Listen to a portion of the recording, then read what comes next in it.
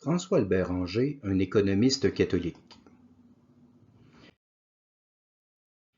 L'économiste François-Albert Angers a été un remarquable défenseur de la doctrine sociale de l'Église et du nationalisme canadien-français.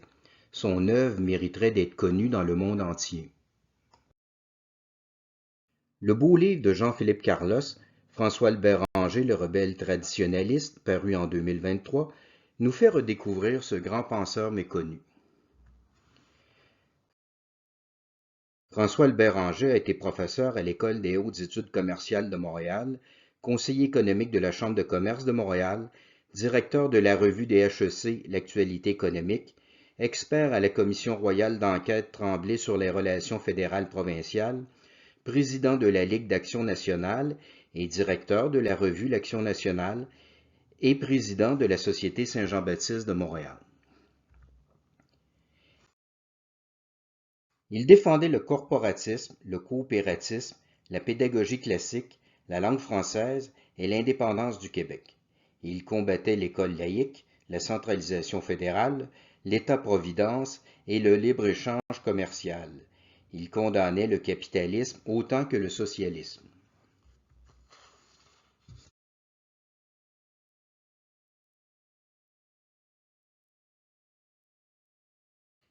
Fils d'un médecin de la Malbaie dans la région de Charlevoix, François-Albert Angers a fait son école primaire chez les Sœurs de la Charité et les Frères du Sacré-Cœur, mais un problème ophtalmologique l'empêcha de suivre le cours classique. Il s'inscrivit au cours de comptabilité par correspondance de l'école des HEC. Ses professeurs ont remarqué son talent et ils l'ont invité à poursuivre ses études à Montréal. Il a obtenu en 1934 une licence d'études commerciales. François-Albert Angers a milité dans l'Action catholique de la jeunesse canadienne-française. Il adhérait au nationalisme pan-canadien et biculturel d'Henri Bourassa plutôt qu'au nationalisme intégral et séparatiste de Lionel Groulx. Il s'est plus tard allié au grouxisme dans les années 1940, mais il n'est devenu indépendantiste qu'à la fin des années 1960. Il fut marqué par deux professeurs des HEC, Édouard Montpetit et Esdras Mainville. Montpetit était un économiste plutôt libéral, mais il proposait de créer des assurances sociales dès 1932. Mainville était, quant à lui, un économiste catholique. En 1933, il rédigea un programme de restauration sociale qui entendait appliquer au Québec l'encyclique Quadragesimo Anno du pape Pie XI, corporatisme social, coopérativisme, retour à la terre, développement régional, nationalisation des ressources naturelles, contrôle des banques et des trusts anonymes par l'État. Esdras Mainville a été le maître à penser de François-Albert Angers. Ce dernier a d'ailleurs publié ses œuvres complètes en 12 volumes. Le directeur des HEC, Henri Lauré, voulait que François-Albert Angers se joigne à son corps professoral. Il a obtenu du gouvernement provincial une bourse pour qu'il poursuive ses études à l'étranger. C'était rare à l'époque. Il pensait l'envoyer à la Business School de l'Université Columbia à New York. Mais Édouard Montpetit et Esdras Mainville ont insisté pour qu'Angers aille plutôt à l'École libre des sciences politiques de Paris, une prestigieuse institution qui était proche des doctrines catholiques. À Paris, Angers fréquentait la librairie Le Divan qui était un lieu de rencontre des militants de l'Action française. Il assista aux conférences de Charles Maurras, bien qu'il ne semble pas avoir été séduit par sa doctrine royaliste. Il était davantage attiré par le personnalisme d'Emmanuel Mounier et de la revue Esprit. Le personnalisme est une curieuse école de pensée qui a eu autant d'influence sur les catholiques de droite que sur les catholiques de gauche, au Québec comme en France. Mais Angers était éclectique. Il s'intéressait au Parti national breton de tendance fasciste. Il assistait même aux réunions du Parti communiste français. D'après lui, il y avait quelque chose à retenir des analyses économiques de Karl Marx. En 1937, il a soutenu sa thèse de doctorat sur la concentration financière des entreprises au Canada, sous la direction d'André Siegfried, un protestant libéral. Mais durant ses études à Paris, il a été surtout influencé par l'économiste catholique François Péroux. Angers s'est classé au premier rang de sa promotion. Étant donné le niveau académique de l'École libre des sciences politiques de Paris à cette époque, et encore de nos jours, c'était tout un exploit.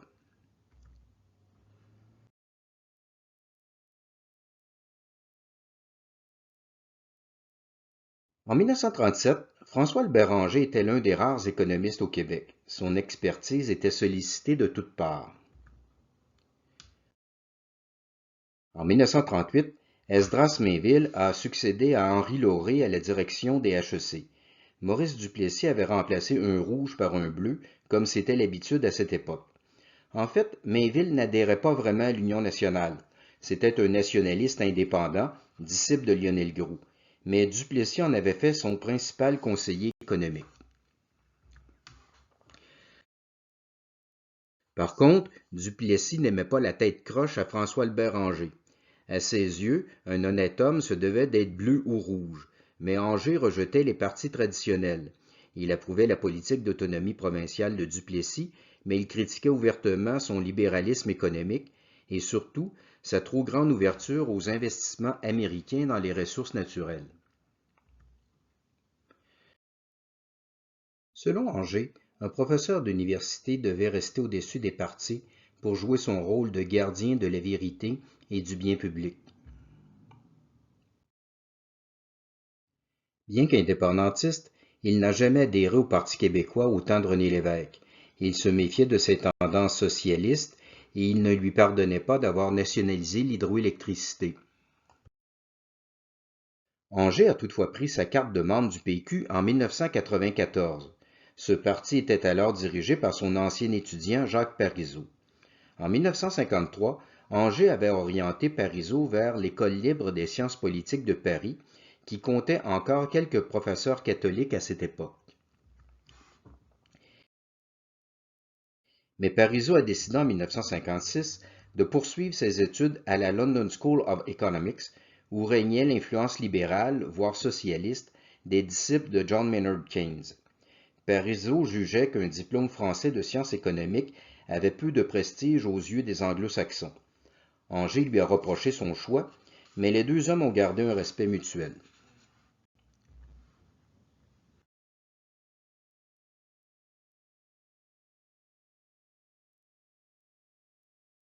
Selon François-Albert Angers, l'économie doit être au service de la personne humaine dans l'ordre matériel et dans l'ordre spirituel. La vie économique doit favoriser le salut des âmes.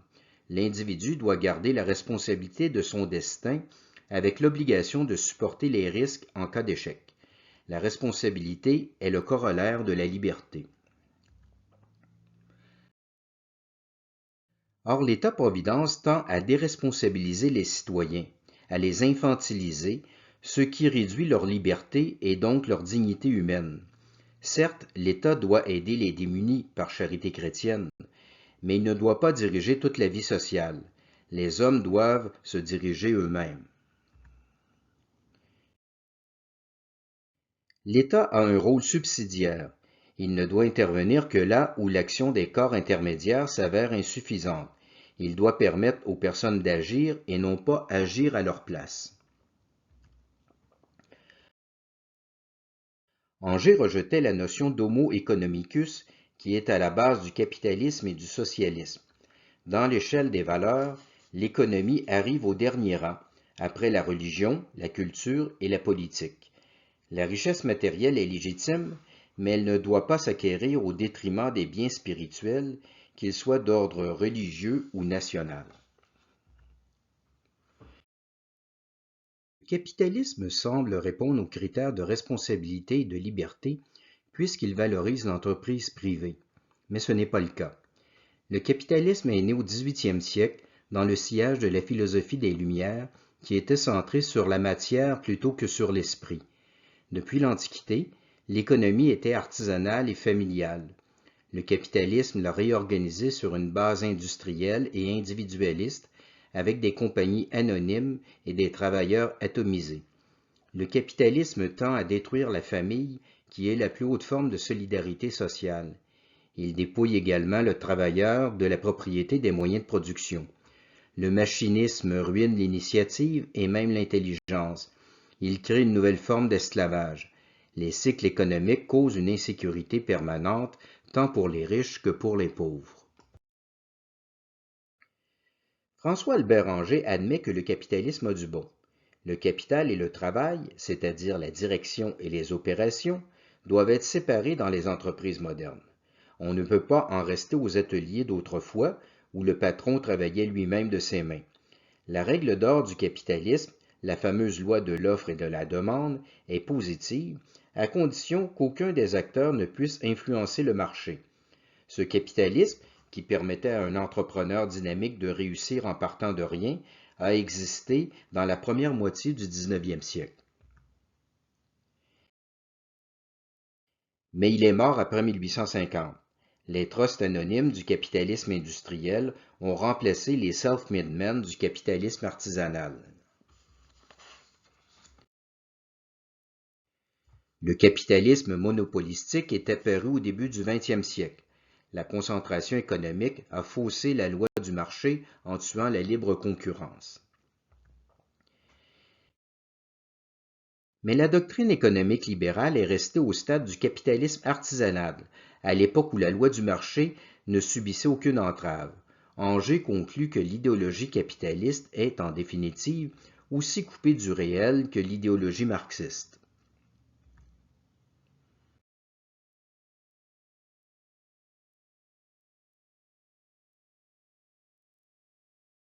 La crise économique de 1929 a ébranlé le dogme du libre marché. Les socialistes demandaient à l'État de planifier l'économie et de partager la richesse. Les capitalistes eux-mêmes se tournaient vers l'État pour atténuer les effets du chômage. Mais l'Église catholique proposait une troisième voie entre le socialisme et le capitalisme, soit le corporatisme social. En 1891, l'encyclique Rerum Novarum du pape Léon XIII avait rappelé que la propriété privée était un droit naturel et que l'inégalité sociale faisait partie du plan de Dieu, mais en ajoutant que ces principes ne sauraient justifier la misère imméritée du prolétariat. Le pape reconnaissait aux ouvriers le droit de former des syndicats catholiques, mais à long terme, il proposait de restaurer les anciennes corporations de métiers pour régulariser la vie économique. En 1931, l'encyclique Quadragesimo Anno du pape Pie XI allait plus loin. La crise économique, disait le Saint-Père, démontre l'échec du capitalisme libéral. Le socialisme n'est pas une alternative chrétienne, car il supprime le droit de propriété, provoque la lutte des classes et propage l'athéisme. Mais l'organisation corporative peut rétablir l'équilibre économique et la justice sociale. Le pape dénonçait la dictature financière qui gouvernait le monde. Il reconnaissait à l'État le droit de réglementer la vie économique et même de nationaliser certaines industries stratégiques comme les ressources naturelles. Le corporatisme regroupe les travailleurs et les patrons d'un même secteur d'activité. Il prône la collaboration plutôt que la lutte des classes. Dans une société corporatiste, le travailleur se perçoit, par exemple, comme un menuisier faisant partie de la corporation du bâtiment ou un camionneur, membre de la corporation du transport routier, plutôt que comme un prolétaire opposé à la bourgeoisie. Le patron est socialement plus proche des ouvriers de la corporation à laquelle se rattache son entreprise que des patrons d'un autre secteur industriel. Les corporations sont des corps intermédiaires situés entre l'individu et l'État. Le principe de subsidiarité exige que l'État n'ait qu'un rôle de soutien ou de suppléance. Il ne doit pas accomplir des tâches qui relèvent des corps intermédiaires, comme la famille, la communauté locale, l'entreprise privée, la coopérative, la corporation ou l'Église. L'État assume un rôle de surveillance, de coordination et au besoin de financement, mais il n'est pas le moteur de l'activité économique.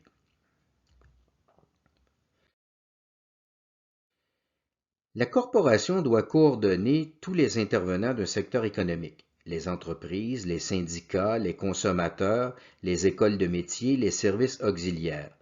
Elle réglemente la production, le marché, les conditions de travail. La corporation gère les assurances sociales et les services éducatifs de ses membres et de leurs familles. C'est une sorte de société à l'intérieur de la société. L'économie corporatiste est nationale, voire régionale. Les pays ne dépendent plus de la conjoncture mondiale ni des cycles économiques. On reste au niveau de la petite et moyenne entreprise, sauf dans les domaines où les économies d'échelle sont véritablement avantageuses. On privilégie l'entreprise familiale, la production artisanale et la déconcentration géographique. Les dirigeants de la corporation sont élus par les délégués de ces organisations constitutives. Ce sont des gens pratiques issus de l'industrie et non pas des fonctionnaires désincarnés ou des politiciens verbomoteurs. La corporation se rapproche de la démocratie directe. L'État y est représenté pour veiller à ce que l'organisme travaille au bien commun de la société plutôt qu'au bien particulier de ses membres. Les corporations disposent d'un pouvoir de taxation limité, ce qui les empêche de sombrer dans la bureaucratie. La plupart des fonctions de l'État sont privatisées, non pas aux mains d'entreprises à but lucratif, mais aux mains d'organismes à vocation communautaire.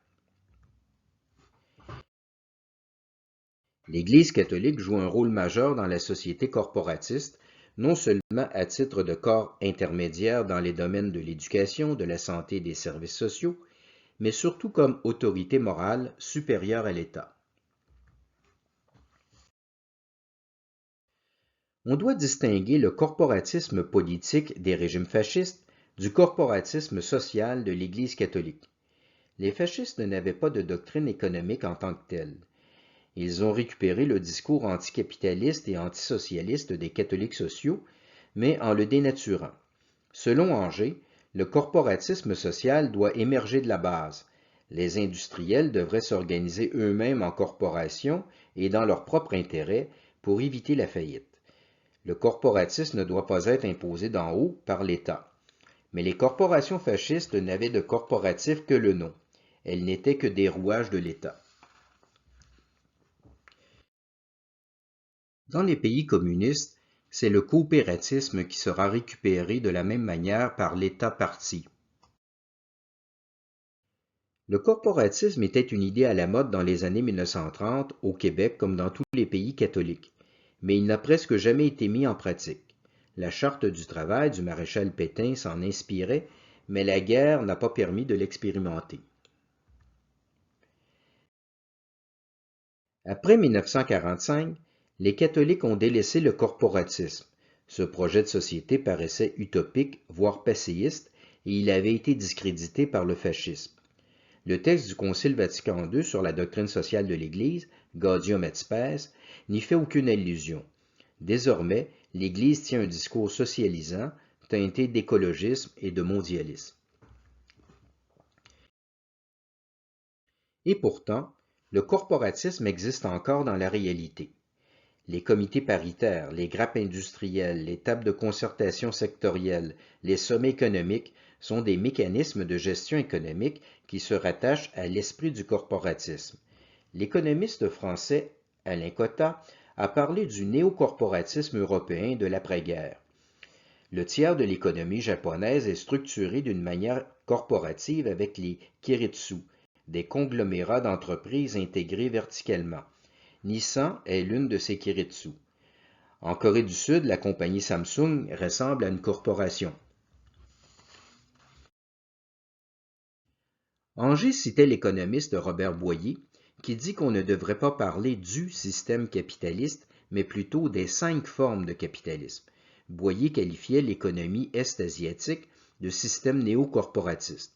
Ce type d'organisation n'est donc pas si moyenâgeux.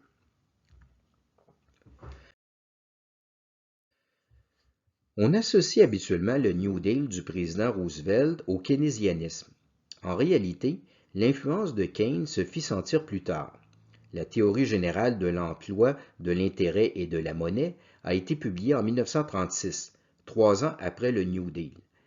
Selon Anger, la politique de Roosevelt s'inspirait du corporatisme.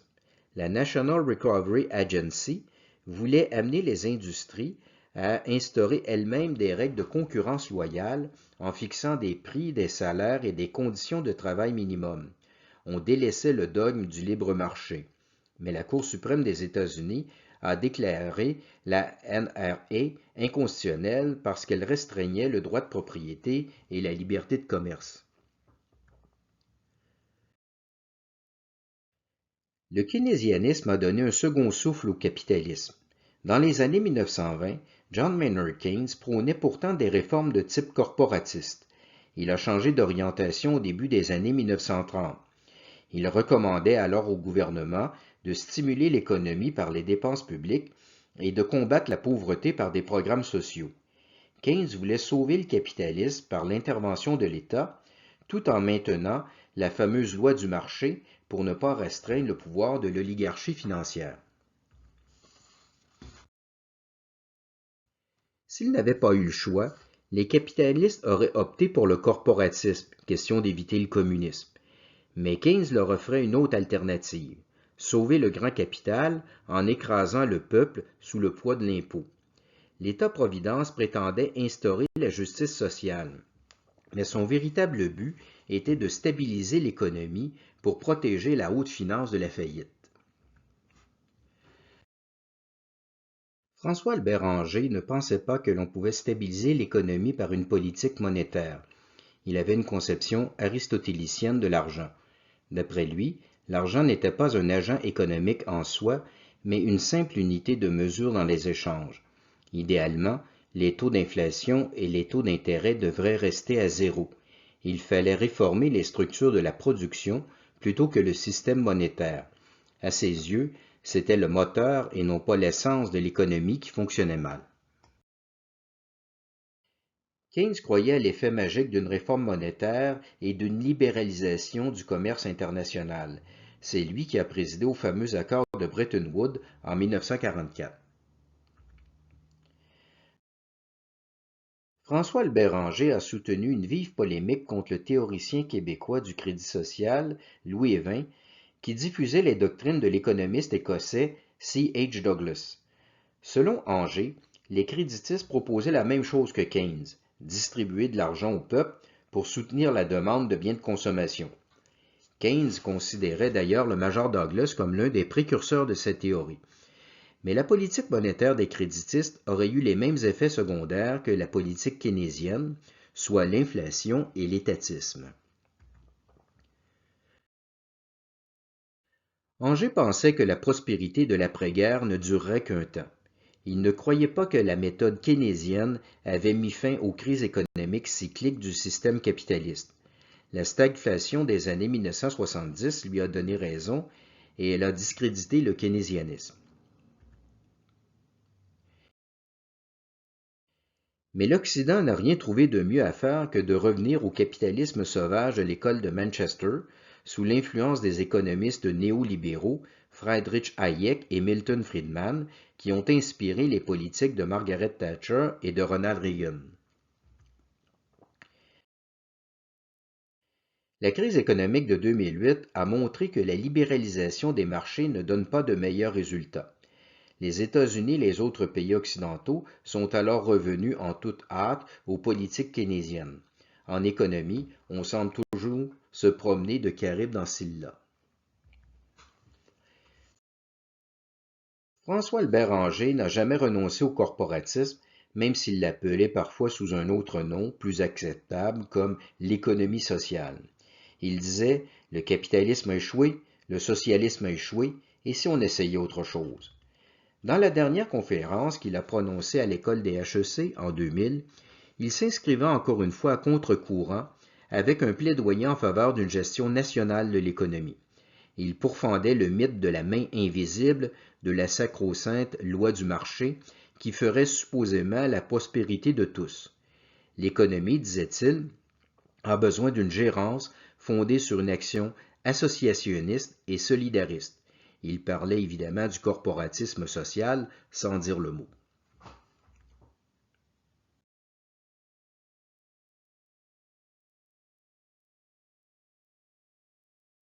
Mais l'idée maîtresse de François-Albert Ranger, c'est le coopératisme, bien plus que le corporatisme. Il écrivait en 1940 un article programme Nous sauver par la coopération.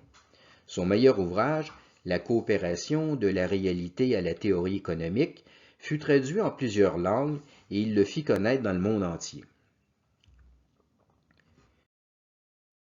Une coopérative est une association de personnes ou d'entreprises qui mettent en commun leurs ressources pour satisfaire un besoin économique, social ou culturel. Chaque membre dispose d'un seul vote pour prendre les décisions ou élire le conseil d'administration, contrairement aux compagnies capitalistes où le nombre de voix correspond au nombre d'actions que l'on possède. La coopérative privilégie des valeurs démocratiques et communautaires tout en visant la rentabilité. Elle entend supprimer les intermédiaires inutiles qui accaparent une partie des profits dans les échanges de biens et de services. Tous les types d'activités sont susceptibles d'être organisés en coopérative. La consommation, le logement, l'agriculture, l'industrie, les banques, l'éducation, la culture, etc. Le coopératisme moderne est né en Angleterre en 1844. La Société des équitables pionniers voulait délivrer les tisserands de Rochdale de l'exploitation. Cette coopérative possédait des magasins, des ateliers, des logements et même des troupeaux de moutons. Les profits revenaient aux membres à part égale sous le nom de ristournes. Le mouvement coopératif voulait combattre les abus du capitalisme par un moyen plus pacifique et plus efficace que le syndicalisme révolutionnaire. De nos jours, on compte à travers le monde environ 3 millions de coopératives. Elles touchent 12% de la population mondiale. Au Québec, la coopérative financière Desjardins et la coopérative agroalimentaire AgroPure, issue de l'Union des cultivateurs catholiques, sont des réussites remarquables. Les coopératives céréalières ou wheat pool de l'Ouest canadien sont très importantes. On trouve de grandes coopératives de consommation dans plusieurs pays. Les coopératives d'électricité desservent les régions rurales des États-Unis. Certaines coopératives peuvent concurrencer les firmes transnationales.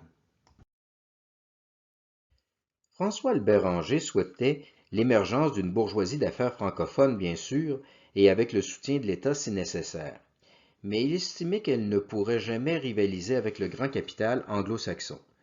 Dès qu'une entreprise canadienne-française atteindrait un certain niveau, elle serait rachetée par des intérêts étrangers.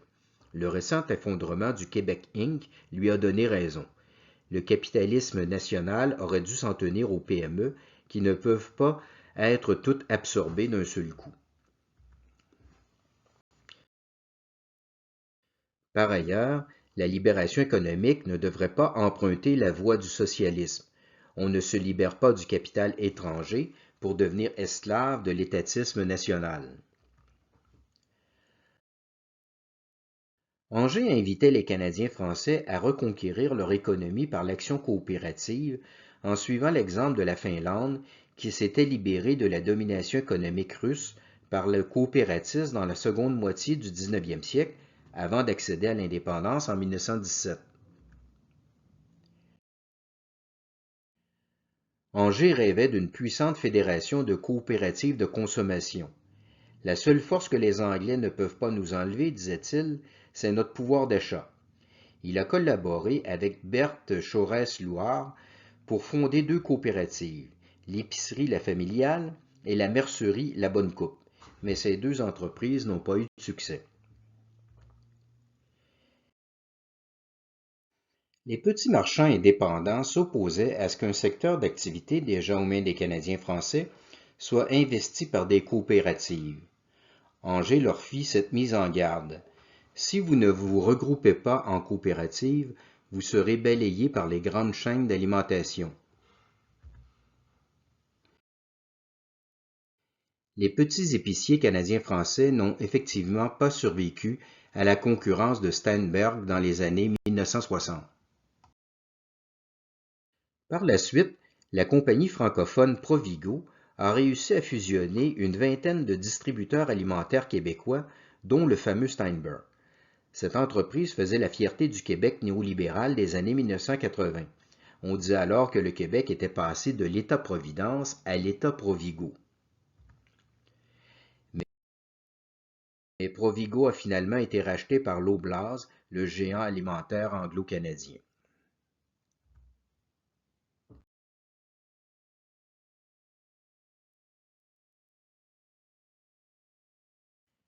Le problème de l'infériorité économique des Canadiens français obsédait François Béranger.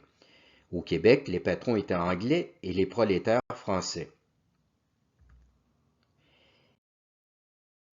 Il fustigeait la thèse de l'agriculturisme lancée par l'historien Michel Brunet en 1957, d'après laquelle le clergé aurait volontairement maintenu la nation canadienne-française au stade agricole par crainte de la modernité.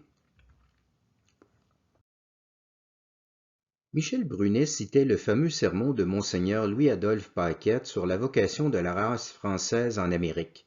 Notre mission est moins de manier les capitaux que de remuer des idées.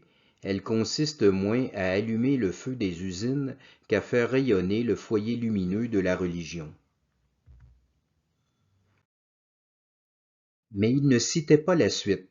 Je ne prêche pas à mes concitoyens un renoncement fatal aux intérêts économiques. La richesse n'est interdite à aucun peuple. Elle est même la récompense d'initiatives fécondes, d'efforts intelligents et de travaux persévérants. La légende de l'agriculturisme a séduit les néo-nationalistes des années 1950 qui entendaient séparer la culture québécoise de la religion catholique. Elle se faisait l'écho du préjugé anglo-protestant d'après lequel les peuples latins étaient plus pauvres que les peuples nordiques parce que leur culture catholique s'opposait à l'esprit du capitalisme. Les néo-nationalistes québécois ont en quelque sorte assimilé la vision anglo-saxonne du monde. Le rapport Parent s'inscrivait dans cette logique. Il fallait moderniser le système scolaire québécois en adoptant le modèle pédagogique américain pour que les Canadiens français puissent relever le défi économique. On passa ainsi d'une éducation humaniste et littéraire à une éducation utilitariste et scientifique. Selon Anger, l'infériorité économique des Canadiens français ne découlait pas de leur catholicisme, mais tout simplement d'un manque de capital. Les entrepreneurs francophones étaient nombreux et prospères à la fin du 19e siècle. Ils étaient au même niveau que les plus riches hommes d'affaires anglophones. Louis-Joseph Forget, par exemple, a fondé la première compagnie d'électricité de Montréal en 1901. Mais ils seront déclassés par les Anglais après 1910 parce qu'ils n'avaient pas accès aux prêts des banques londoniennes. Le capitalisme a tué le premier Québec Inc. au début du 20e siècle, comme il a tué le second Québec Inc. au début du 21e. Anger ajoutait que la politique économique du gouvernement fédéral avait défavorisé le Québec. Montréal était au cœur de la révolution industrielle canadienne au milieu du 19e siècle.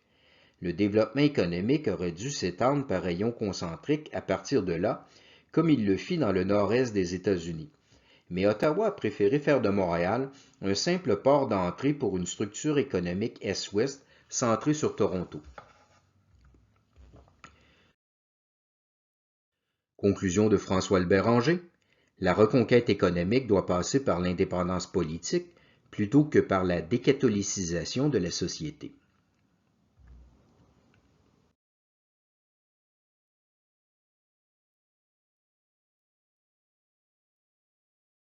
Depuis 1945, les gouvernements sont devenus tellement interventionnistes qu'ils drainent maintenant la moitié du revenu des citoyens.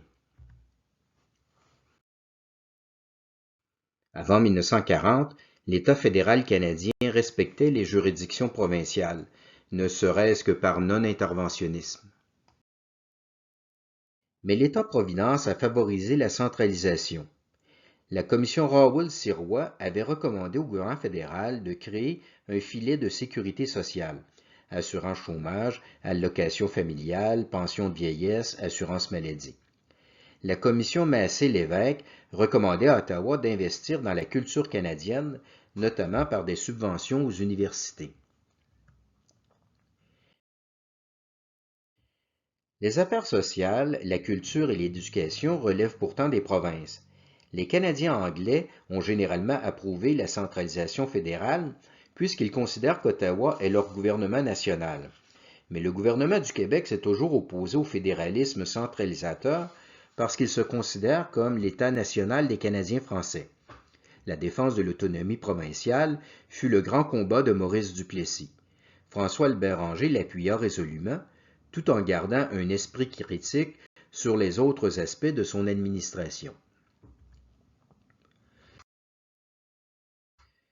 C'est le keynésianisme qui est à la base de la centralisation fédérale. Ottawa ne voulait pas gérer les affaires socio-culturelles pour assimiler les Canadiens français, comme certains nationalistes pourraient le penser. Il voulait simplement appliquer la méthode keynésienne de stabilisation économique. Selon Keynes, l'État doit utiliser la fiscalité et les investissements publics pour stimuler l'économie. Pour ce faire, l'État doit percevoir en permanence beaucoup d'impôts et faire beaucoup de dépenses. Il doit avoir suffisamment de poids pour être un acteur économique. En temps de guerre, pas de problème, tout cela se fait pour l'armée. Mais en temps de paix, il faut justifier l'expansion fiscale d'une autre manière. Les gouvernements keynésiens ont donc déclaré la guerre à la pauvreté.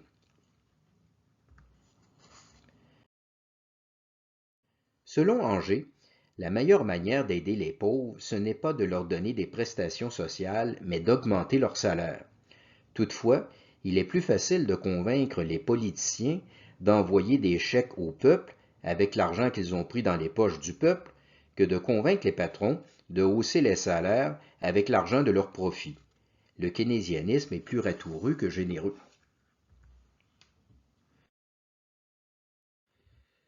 François-Albert Béranger n'avait pas beaucoup d'estime pour John Maynard Keynes. La soi-disant révolution keynésienne, disait-il, ne tient finalement qu'en quelques articles qui ont été réunis en un seul ouvrage, Théorie générale de l'emploi, de l'intérêt et de la monnaie, publié en 1936.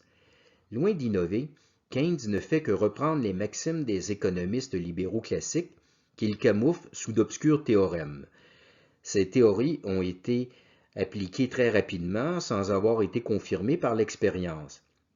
John Maynard Keynes ne serait finalement qu'un fumiste qui aurait été artificiellement promu au rang de prophète par les pouvoirs financiers qui dirigent le monde. Pour François-Albert Béranger, la véritable science économique est une science du comportement humain qui doit s'appuyer sur l'observation et l'expérience plutôt que sur des prémices idéologiques. Les économistes devraient s'exprimer en langage littéraire et non pas en formules mathématiques. Anger critiquait l'économétrie qui avait remplacé depuis les années 1960 ce que l'on appelait autrefois l'économie politique. De nos jours, les économistes mesurent tout, mais ils n'expliquent rien. Ils ne s'interrogent jamais sur leurs principes de base, comme les bienfaits du libre marché. Ils ne soumettent pas leurs dogmes à l'étude de la réalité. Ils restent enfermés dans un cadre conceptuel qui remonte au XVIIIe siècle.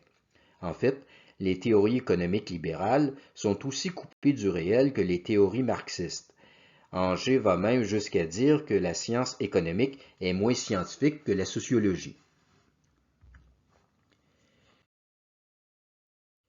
La prospérité des Trente Glorieuses ne découlait pas du keynésianisme, pas plus que la révolution industrielle du XIXe siècle ne découlait des théories d'Adam Smith. La Russie communiste avait elle-même connu un remarquable progrès économique, mais qui oserait attribuer ce succès au marxisme?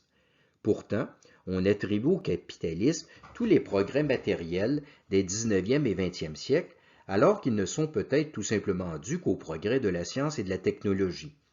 Personne ne se demande quel aurait été l'effet des mêmes progrès techniques dans un autre système économique, le corporatisme par exemple. Le niveau de vie aurait peut-être été aussi élevé, mais avec moins d'injustice et moins d'instabilité. François-Albert Béranger souligne un point intéressant. De nos jours, on associe le capitalisme à la hausse de la production des biens matériels. Mais à l'origine, le but de cette doctrine était tout autre.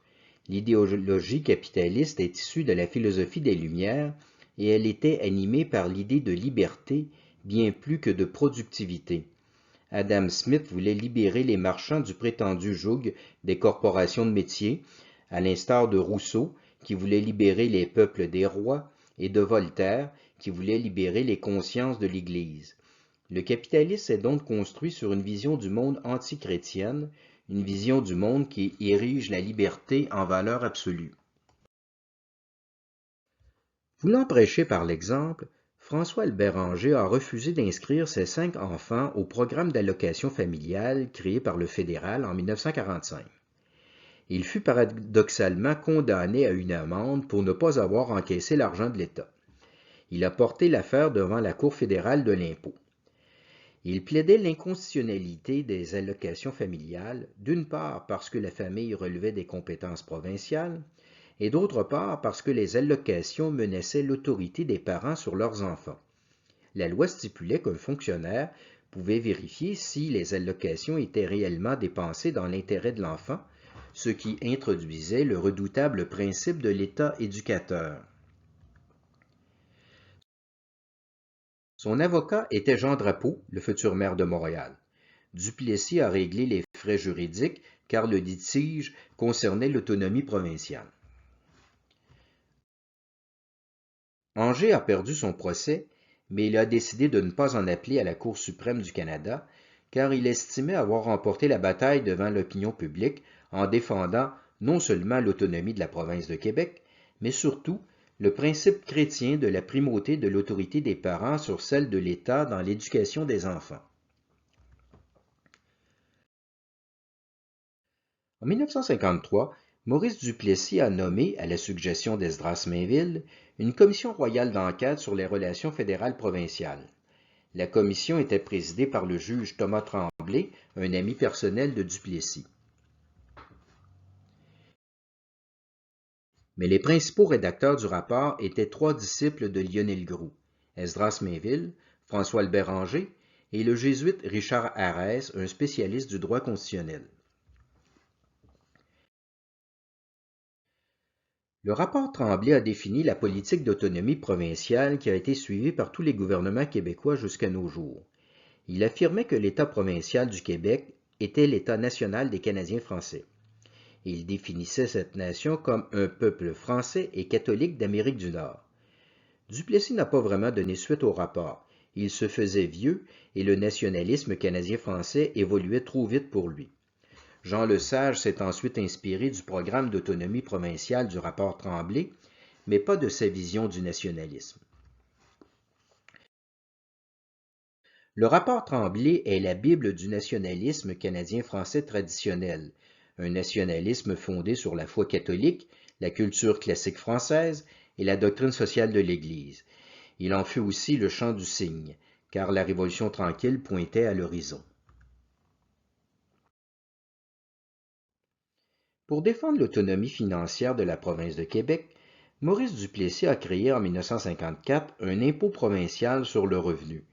L'idée venait de François-Albert Anger, mais Duplessis l'aurait rejetée si elle ne lui avait pas été présentée par son ami, le juge Tremblay. Ce fut l'effet le plus positif de la commission Tremblay. Le premier ministre du Canada, Louis Saint-Laurent, a consenti à déduire l'impôt provincial de l'impôt fédéral pour que les Québécois ne soient pas doublement taxés. Pour une fois, Ottawa reculait devant Québec.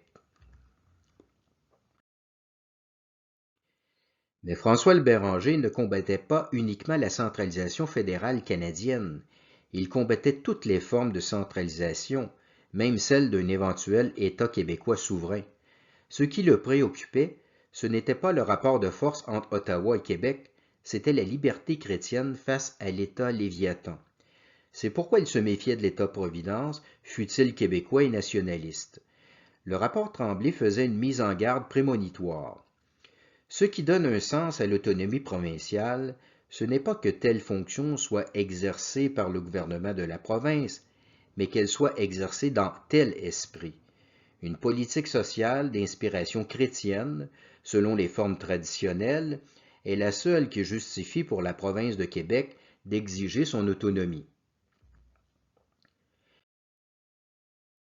Autrement dit, il ne sert à rien de promouvoir la souveraineté du Québec si c'est pour construire une société aussi libérale, aussi multiculturelle et aussi déchristianisée que celle que nous avons déjà dans la Fédération canadienne.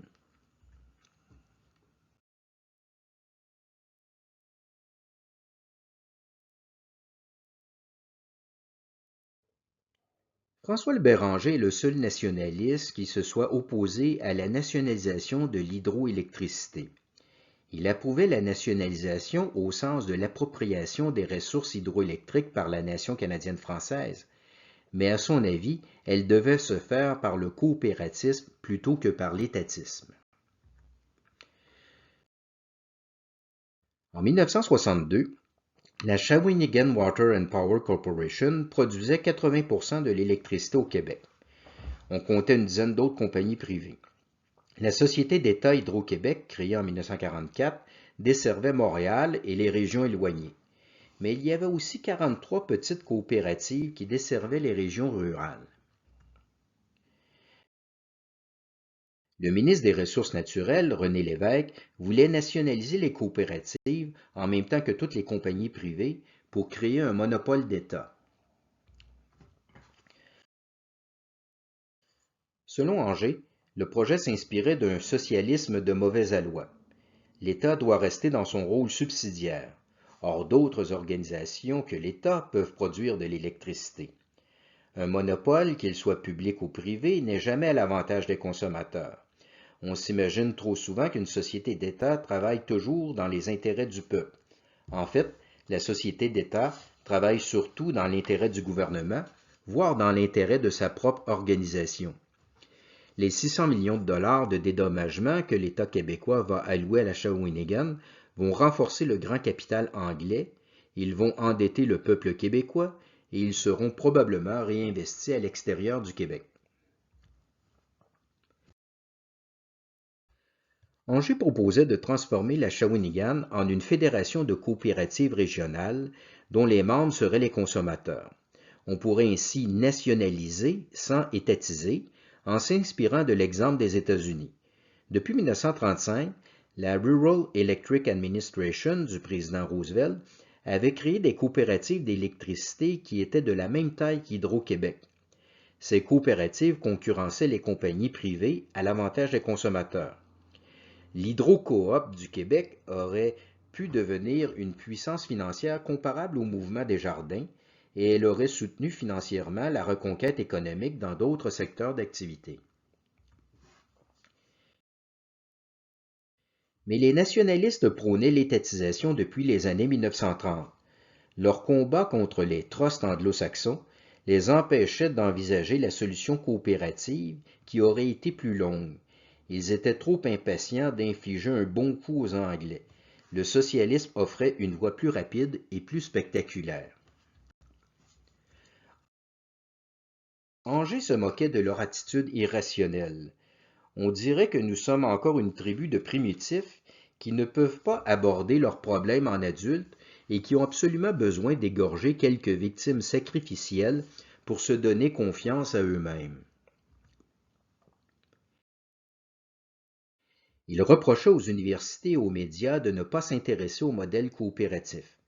Dans les années 1950, on donnait dans toutes les universités québécoises des cours de relations ouvrières qui étaient, en définitive, des cours de socialisme.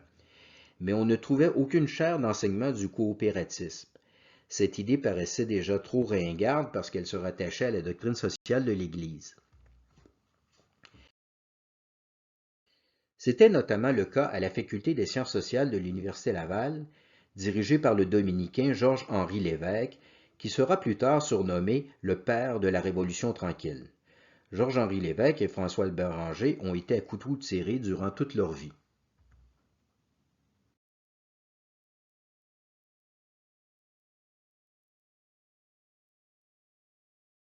Les caisses populaires d'Alphonse Desjardins sont le plus beau fleuron du coopératisme au Québec. Mais le mouvement Desjardins a-t-il encore l'esprit coopératif? On peut en douter. Notons que les caisses locales ont conservé un statut coopératif, mais ce n'est plus le cas pour l'ensemble du mouvement Desjardins depuis 1972. Le président Alfred Rouleau et son conseiller juridique Claude Bellat avaient alors demandé à l'Assemblée nationale de modifier la loi constitutive de la Fédération des caisses populaires pour créer la Société d'investissement Desjardins, qui n'était pas quant à elle une coopérative, mais qui est devenue prépondérante au sein de l'organisation. À l'époque, certains membres de la Fédération avaient protesté, mais sans succès. l'esprit d'Alphonse Desjardins s'est ensuite perdu. François Béranger avait perçu le problème. Dans son ouvrage sur la coopération, il écrivait, en 1974, « Il est difficile de comprendre pourquoi on n'a pas pensé de permettre aux caisses locales de devenir membres actionnaires votants de la société d'investissement. Il nous semble que cela eût été dans l'esprit même d'un développement coopératif où l'on doit toujours être soucieux d'assurer le plus possible la participation de la base. » Dans ses mémoires, Claude Bellin a lui-même dénoncé la dérive capitaliste du mouvement Desjardins, qui préfère maintenant investir à l'étranger plutôt qu'au Québec lorsque les rendements y sont plus élevés.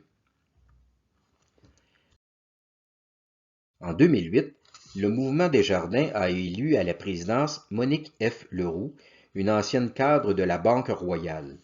Claude Bellin a critiqué le fait qu'elle reçoive un salaire de 2 millions de dollars par année. C'est une rémunération concurrentielle pour un cadre de firme multinationale.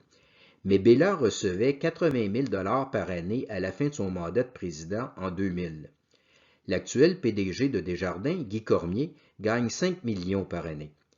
Peut-on avoir l'esprit d'entraide populaire d'Alphonse Desjardins avec de tels salaires?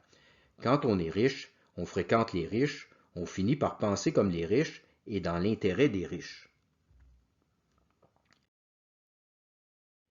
Claude Bellin avait raison, mais il ne s'est peut-être pas rendu compte qu'il avait lui-même amorcé ce virage en 1972. Le manque d'éducation coopérative que déplorait François Béranger s'est encore une fois fait sentir. Claude Bellin est comme la plupart des révolutionnaires. Il déplore les effets sans remonter aux causes. Et il dit « ce n'est pas ce qu'on voulait », mais il ne dit jamais « je me suis trompé ». Il se classe au rayon des apprentis sorciers. Quant à François Béranger, il se classe plutôt dans la catégorie des prophètes qui peuvent dire « je vous avais prévenu, mais vous ne m'avez pas écouté ». Salutations patriotiques et union de prière.